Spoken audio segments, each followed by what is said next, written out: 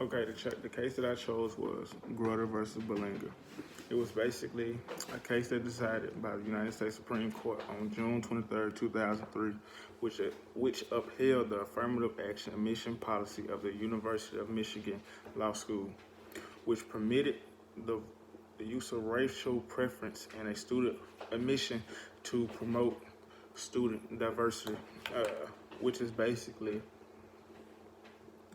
they was using race in selecting certain students, which could come that could come to the law school. That was like the background. The facts on the case was in 1997, Barbara Grutter, which was a white female who was originally from Michigan. She applied to the University of Michigan Law School. She had a GPA of 3.8 with an LSAT score of 161, which is basically a perfect admission, application for the law school. Which she found out later that she was denied.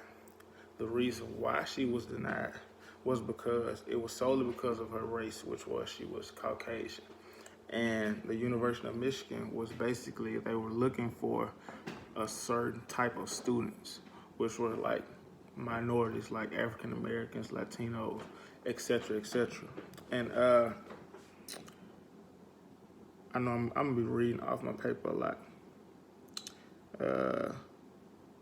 The factor in making this decision was because an compelling interest in achieving diversity among its student body, which means the entire reason that they denied her of her admission was solely because of her race, not because she wasn't qualified. It was solely because of her race, and they wanted a certain amount of people on their campus. So that's what it was. So it said, and I quote, "The district court concluded that the law school's stated interest in the achieving diversity in the student body was not a compelling one and enjoined its use race in the admission process," which means the Court of Appeal technically agreed with the University of Michigan's law school admission process because it wasn't solely on the race. Because of their process, it wasn't just the race, it was carefully analyzed, which means what could they bring to the campus as well as the schoolwork, etc., etc. That was just some of the facts. The ruling was argued on April 1st, 2003 until June 23rd, 2003.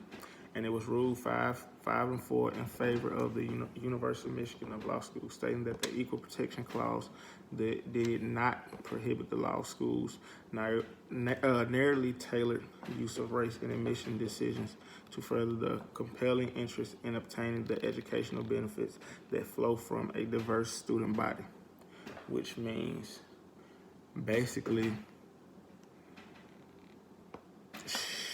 she couldn't do nothing about it. That's basically what it meant.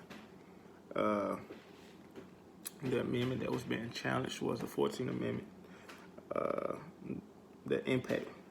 Now, I believe the impact would be detrimental to like upcoming young adults inspiring to be a lawyer or young children, because it will be detrimental to their self-esteem as well as their hard work, as far as them working so hard to get to something that they really wanted, and them being denied solely because of the color of their skin is unheard of.